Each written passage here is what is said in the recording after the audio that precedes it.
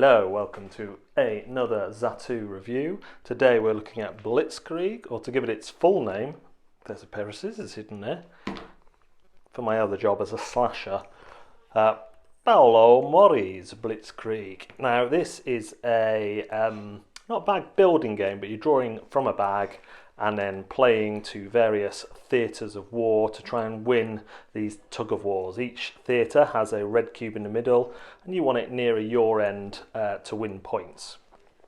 So let's have a look at the tokens. Hopefully I've got the right bag on this side. No, of course I haven't. Put that over there. So each side has tokens in their bag and they're going to draw 3, and these will be one of a couple of things. There'll be tanks, which are land units, and they can only go on brown squares.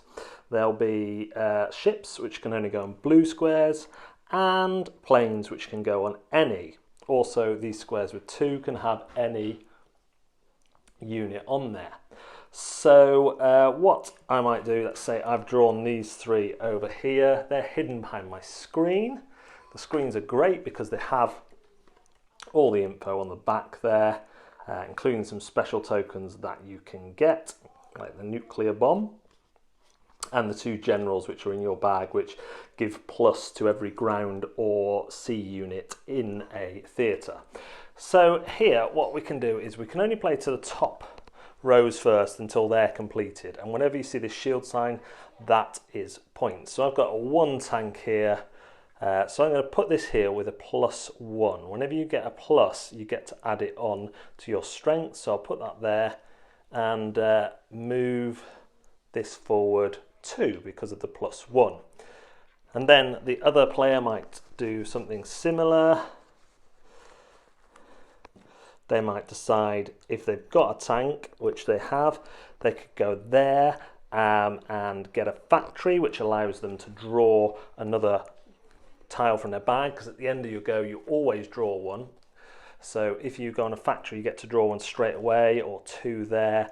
The cogs lets you take one of these bonus tiles which are on the back of the thing there, which give you special abilities, but they go in your bag so you might not draw them out. Shields give you points on this track straight away, and the +3 with the arrows on lets you change a tug of war on another theatre of war. So if I eventually got one down here, I could move one of these +3. If all 3 theatres are finished, then that is over. But also, if you get your cube all the way to the end, you will score all the rest of the points there. And when you win theatres or rows, you will add any of these yellow shields on that you have passed. Bombs let you destroy one of the opponent's chips tokens at random, and that's about it. The game ends when someone gets past 25, and then you check the points and see who has won.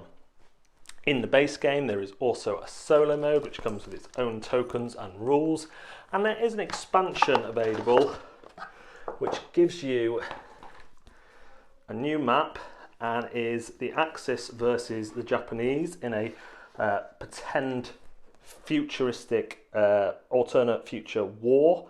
And this one looks really complicated, but basically what it does is you start a campaign and the starting 4 spaces are Jacksonville, Boston, Seattle and Honolulu.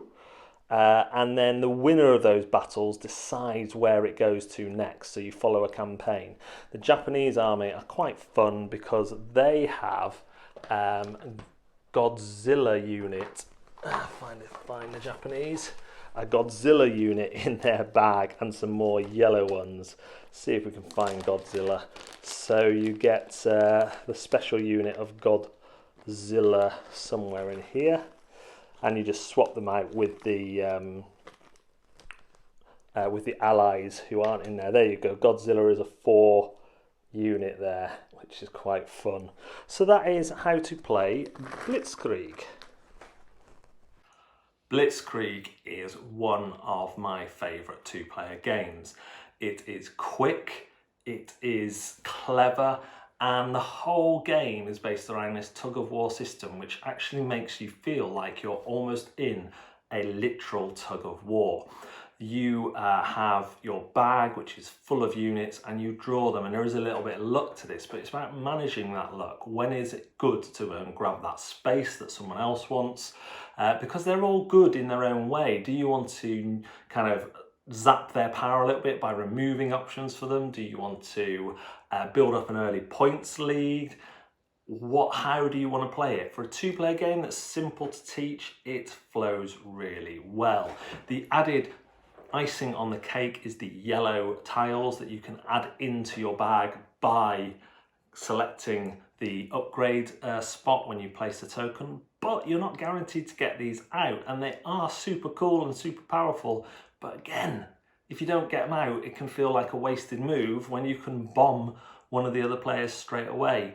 The whole system just works incredibly well. It's a game that you can throw on a table, explain in 2 minutes and play. I've even played this one over Skype with me having a separate video set up for the person's tiles and kind of asking them what ones they want me to do. And it was a bit complicated, but it worked. And I just think if you're looking for a two-player game, if you're looking for one that perhaps your partner doesn't play a lot of games, then this is a great one to just put on the table and say, look, it just works like this. You've got these, they're tug of wars, you go, you play.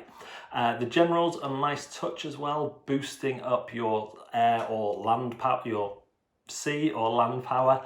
And it's a real quandary to know when to grab those. Of course, winning a theatre of war outright by getting your token all the way to the end is super powerful, because you get all the points that haven't been resolved in that area as yet.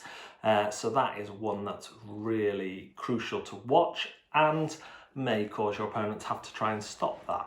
Sometimes you have to let one theatre go to win another. There is just a great amount of options in this game, and I highly, highly recommend this. This is staying in my collection. It's one of my favourite two-player games, and it's going to be up there as one of my favourite games. Yes, the theme, you could say, is a bit pasted on. You just have these tug of wars on the charts, I guess, but war can be a tug of war, and a fight can be a tug of war, and things can flow backwards and forwards, and you have to make your decisions. So it's more from that upper level of tactics and strategy than the lower level of being in the fight.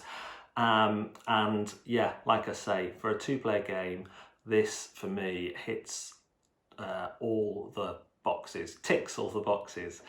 Thanks very much for watching the Zatu review. Please like this video, go and subscribe to our channel, and do check us out on other social media as well. We'll see you soon.